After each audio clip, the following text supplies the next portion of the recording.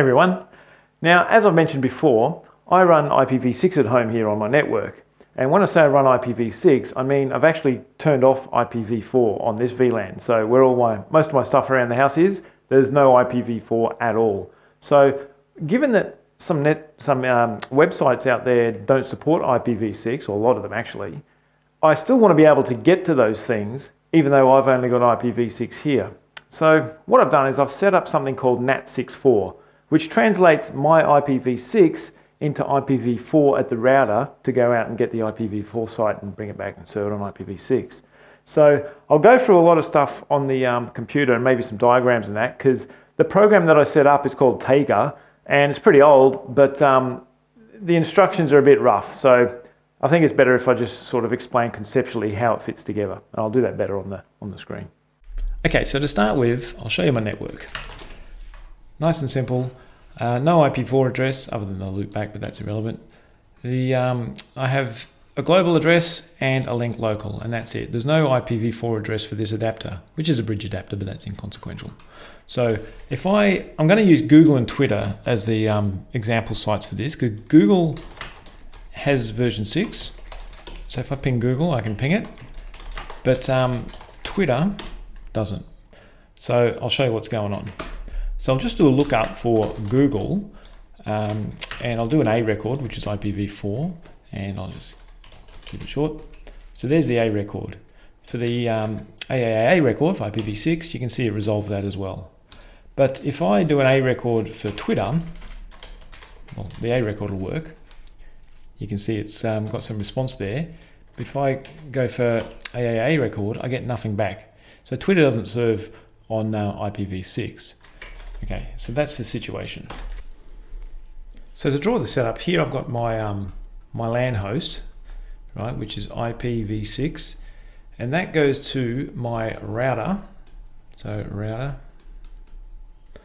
and obviously I have IPv6 over here, and on my WAN side, so that's my LAN, that's my WAN.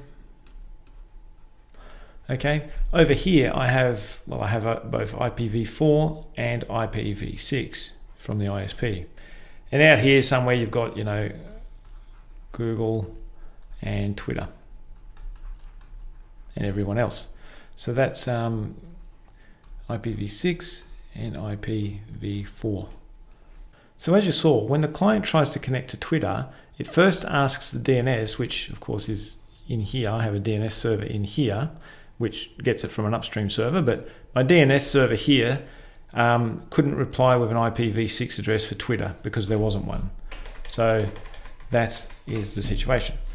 So what I do is I installed this program called Tayga in there. Okay, and that's basically a tunnel between IPv4 and IPv6. And when I say tunnel, I'll tell you what I mean. There's an interface in here, right? There's an interface called NAT64, and it's controlled by Tayga, but the interface you can set up yourself. Just set up an interface in there, and it has both an IPv6 address and an IPv4 address. And what that does, on the IPv6 side of it, it listens for packets with a particular prefix. Now that prefix is 64FF9B. And then the rest. So that prefix is what this listens for. So when some traffic comes from this host destined for something starting off with that, right, the router will have a route that says, okay, for that destination, send it down to this interface, this NAT64 interface. And what that does, because of Tayga controlling it, now the end of this address will be a mapping of the IPv4 address. So let's say you want to ping, I don't know, 1.1.1.1. This will look like all that, and then 1.1.1.1, which is just a number, mind you. So that's like encapsulating the IPv4 address into the IPv6 address. So when that comes in here, it comes to the router. I set up a route that says, okay, if it starts with this, your destination is the NAT64 device, and Tayga knows what to do with it. It says, okay, I'll just pull the end off here and send it out as IPv4. So then it will go on its merry way. And of course, the reverse will happen when the traffic comes back. So that's conceptually what's happening here. It's a tunnel between IPv6 and IPv4, if you like. So that's what the device is doing in the router. Okay, so in the router, I've got a whole bunch of interfaces. There they are, sorts of VLANs and WireGuard and that. And I'm going to add another one. Okay, so in etc, there's the config file. So first of all, there's the device that it's going to use, which will be NAT64 when I make that. And that device has to have an IPv4 address and an IPv6 address. So the reason it's got an IPv4 address is internal to it. It's so that it can have a source IP address before it goes out to the WAN. So if I go back to the little diagram here, this NAT device will have a pool of IP addresses, because when it makes this connection from the IPv4 side out to the world, it has to have a source address. Now, obviously, my WAN will masquerade that, so the server will see my, my public IP address here. But internally, it has to have an originating IP address, which would normally be your host's IPv4 address, but don't have IPv4 on there. So that has to be in here. And it's just a pool mapping to an IP6 host on the network. So every host, IPv6 host on the network, will have a corresponding IPv4 address within Tayga, so it can use as a source address for this going out here. So that's what that dynamic pool is about. So I've just made a 24-bit mask for it, so I can have 253 clients, because it has to use one of them for its own IP address. That's just for ICMP messages and stuff. You don't really see that address in the real world. And same on the IPv6 side, it has to have some sort of address, so if it has to send back an error in ICMP version 6, it'll have to source it from that adapter, and there's the address. Now this prefix is the prefix I just told you about. So when things come into it with that prefix, it knows that it's got to strip the last bit off as IPv4 and send it through. And then there's a directory for where the mappings go, and I'll show you that in a bit. So that's the config.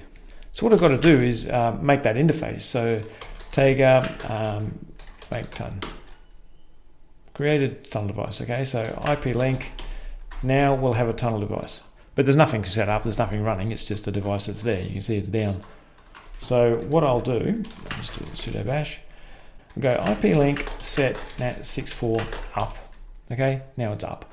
And what I'll do is I'll add that address to it. So IP address add 192.168.254.254, as I showed you, to match the config really. So the config doesn't set it up, you still got to do it manually.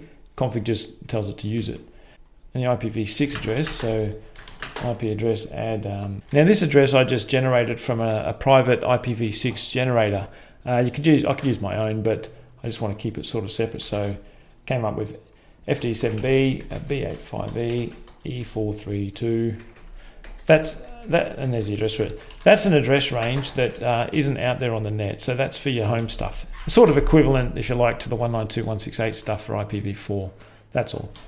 And now I've got to add some routes to it. So IP route add on the version 4 side, anything with 192.168.255.0/24, which is that pool of source addresses where the traffic will be coming back, send that to dev NAT64 because it knows what to do with it. And for the IPv6 side, IP route add, remember anything starting with that prefix 64FF9B/96, send that to NAT64 as well. So that builds that up. So that just makes sure that any traffic from these hosts with that destination prefix, when it hits the router says, oh, you've got to go to the NAT64 device. And same when it gets back from the server and gets decapsulated, it sends it back in there, and Tayga just translates between the two protocols. That's it. So now I didn't even run Tayga. So now I can run Tayga and it'll be running there. Okay, so that's pretty much that. And if you go, let's have a look more, var log, syslog, grep Tayga, whoop, a whole bunch of crap. You'll see some stuff came in here. So it's just sort of confirming that stuff. Now these dynamic mappings, I'll show you them. So more var spool Tayga dynamic map. Okay, so these are just some LAN hosts here, and it maps them to an IPv4 source address. That's what that dynamic pool was. So this happens automatically. You don't have to make this. You do if you want to go private to a private address, because it won't do that apparently. according to some RFC rules that said you can't do that. So anyway, that's that. Okay, so if I come back here to this host, I can now do ping 64 FF96, that's the start, and then after that I'll just put a v4 address like 1111. And what you can see is I'm pinging it and getting a reply. So what you'll notice is the last 4 bytes here are equivalent to this in IPv4. So 0101 0101. That's 1 byte, 1 byte, 1 byte, 1 byte. There's your 32 bits IPv4 address within this. And as I said, the router, when this hits the router, it'll see this prefix and go route to that tunnel device, and then it'll say, this is an IPv4 thing, rips that out, gets the 111, sends it out the other side and goes to the server and back.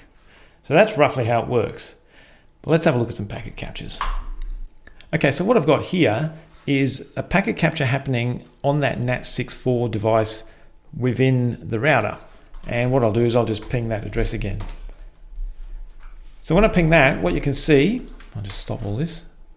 What you can see is from my source address on this network, my destination was the 64 with 0101, which translates to this, as you can see here, 64111, and you can see it here as well. And then the router obviously saw that destination, said, send that to the tunnel device, that NAT64 device. And on Tayga did its thing, and on the other side of that NAT device, on the IPv4 side, it had a source address from that IP pool for this host, and then sent it out as IPv4 to the server out in the world. Reply came back, did the same thing in reverse. So that's roughly how that works. Now, if I ping a normal IPv6 address, like just Google, this won't see this because this is native IPv6, and it has no need to route that to the tunnel device. It only routes things that start with this to that Tayga device. Now that's all good and well, but I still can't ping Twitter. So network unreachable. So as I showed before, if I do a lookup on twitter.com, the A record, just short that one, you'll see they're the IP addresses. Now what I can do is ping 64FF9B, blah, blah, blah, and just say one of those, like 104.244.42.65. I can do it that way, but that's no good if you have to do that all the time. So what I really need is DNS to resolve that for me.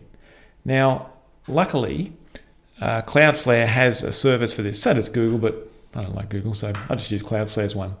So Cloudflare offer a DNS64 server for you. So you can set this as a DNS server, and if it's an IPv6 address, you'll just get the IPv6 address. But if it's an IPv4 only host, Cloudflare will give you the constructed IP address for it.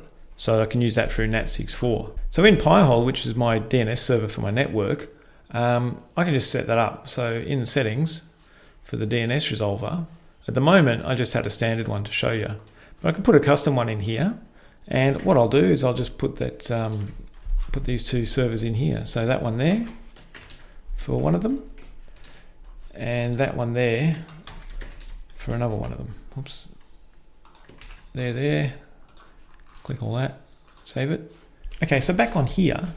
Now, as before, if I ping something IPv6, you won't see anything in the NAT device. But now, if I ping Twitter, you'll see I can ping it by name, and you'll see that I got the destination address as 64FF9B. So if I show you that in dig, so dig twitter.com, if I just show the A record, you see what it got there. But now, remember I didn't get AAA before, but I do now because Cloudflare's DNS server is providing it for me. And you can pretty much see this, like 4.1 would be 65, okay? Because, you know, this is hex, so base 16, so 416 is 64, plus 1 is 5 for the 65. You know, that's that one there, and well, that's an easy one, that's just 1. You can see where they map to them. So now I can get to everything like I could before.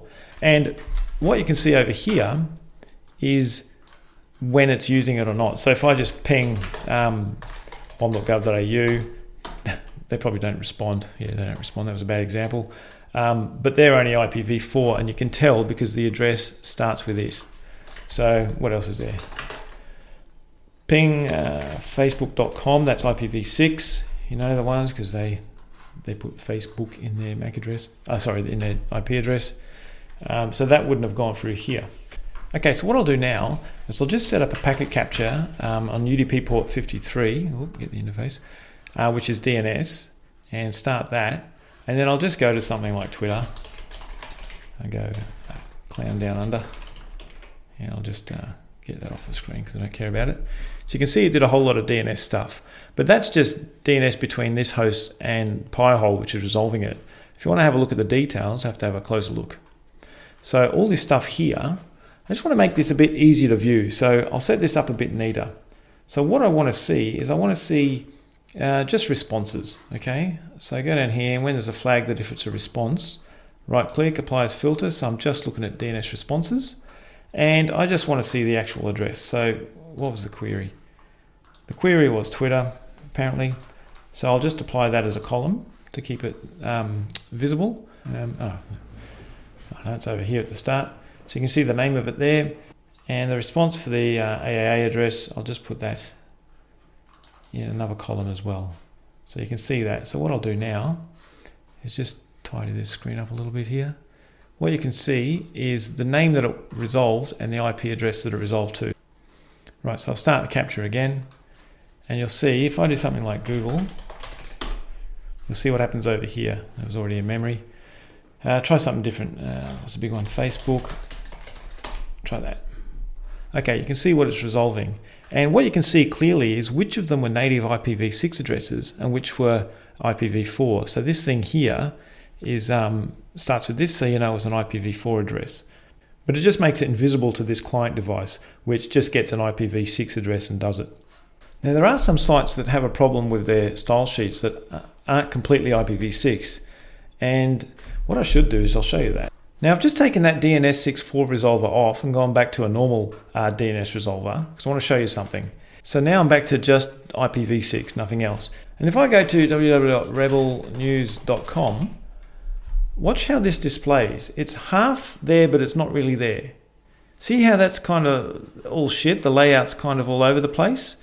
That's because what they've done is they've put their core stuff in IPv6, but they're referencing style sheets and stuff in IPv4, so the site's broken. So just keep that in mind, and I'll go back to the functioning DNS64.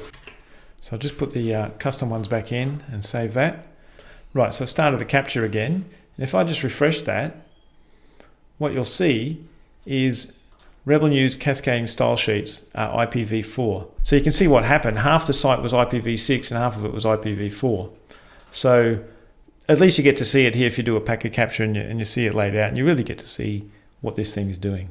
But either way, I can resolve anything now and just use the net as normal. So also DuckDuckGo isn't even IPv6, it's IPv4 only. See? You can see straight away. But one thing you can see, as I just did that, DuckDuckGo only went to DuckDuckGo. So I like that. So anyway, that's all functioning nicely now. Anyway, by setting that DNS resolver on Pi-hole, I still get to block ads. So if there was an ad, it would come back with just zeros for the addresses. So back on my router, in rc.local, which is the boot up script, I've just got it set to make those devices. You can set it through a proper script, proper init script, but it wants to do funky things with IP tables and all this, which I don't use, and I don't want it messing with my NF tables. So I just set it up, all the things I showed you. Basically, make that tunnel interface, start the program, set the tunnel up, put your IP addresses on it, and add the routes to it. If you do that, it should be right. Once you set your DNS server to point to a DNS64 resolver, everything will be fine. Okay, so that's how I can get to IPv4 hosts out in the internet while using only IPv6 here. And one of the things I found while trying to set that up was the instructions out there sort of implied that you've got a router and that Tayga box would be somewhere else, and it wasn't too clear on what's happening.